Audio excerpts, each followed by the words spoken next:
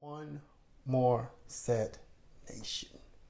What's going on? This is Roy, owner of One More Set Fitness. As you know, we're going to bring the real, we're going to bring the raw, we're going to bring the relevance.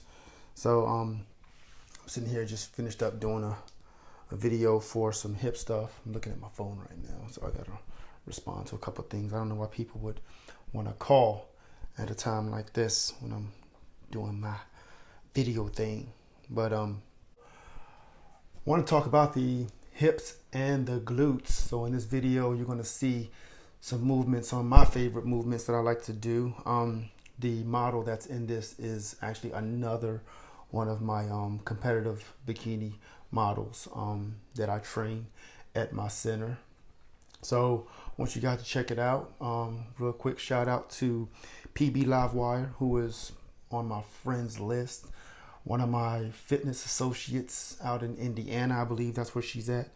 And she has sent me a message saying that I would love to see a couple videos about strengthening the hamstrings and glutes. As a former track and field sprinter, I have strained both hamstrings. It has been difficult to strengthen them. Would love to hear your recommendations. Well, PB Livewire, this is for you. Hope you enjoy it. And again, make sure you comment at the very end of this video. And one more set. We out. I just wanna make you sweat. I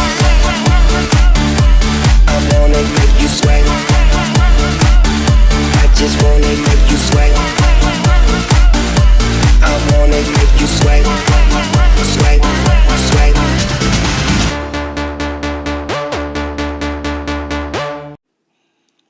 All right, guys, so here we go. We're going to talk about the legs and the glutes. So before I go into that, definitely want to talk about warming up those joints. And that one muscle that we want to focus on is that iliopsoas muscle at the very end. So as we go through this program, I want to show you my client Brian, who is actually going to be doing the resistance lateral distraction. I like using the super bands for this because it actually gives you a chance to really kind of gauge your own resistance level.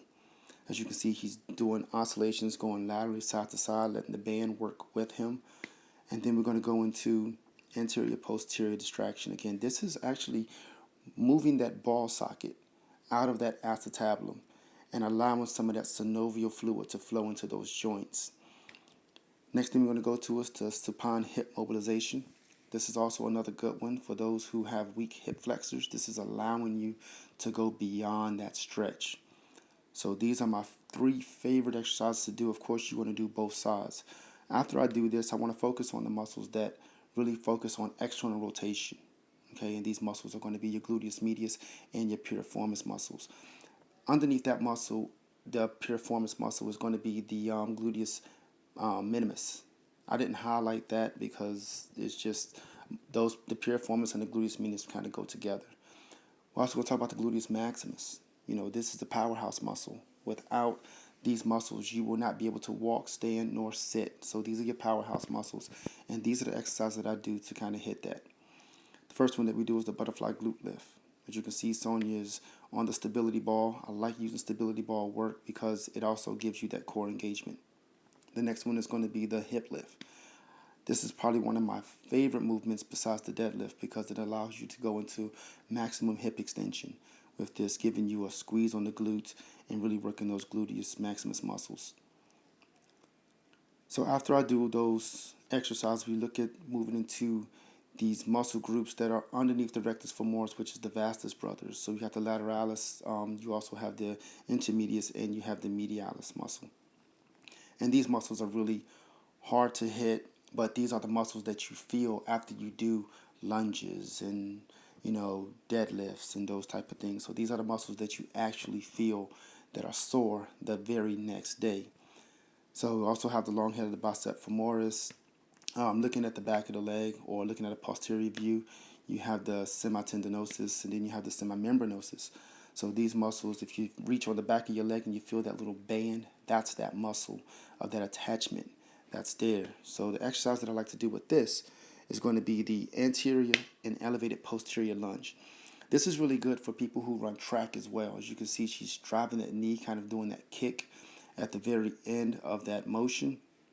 So going into that lunge and then that posterior lunge. The next one is going to be the target squat. As you can see, her range of speed. It's kind of fast on this one. I like to do this about 30 to 40 repetitions for her because she is a competitive bikini bodybuilder. The last thing that I like to finish off with, of course, is glute work. This is the RDL. Good way to hit those posterior muscles in the glutes as well as the hamstring. One more set. So, all right, guys, that's the workout. That's all it is to it. And I hope you guys liked it. Make sure you look down there, get some more information, some great information, some more videos and stuff like that is on that link. So make sure you click that link or go to that link or put that link into your browser or whatever you got to do. I got a couple hours before I go to work, so it's about to be that Spider-Man time. Got to get my game system on, man. A little bit of a geek like that. I'll holler at y'all, man. One more set. Y'all be good. Peace.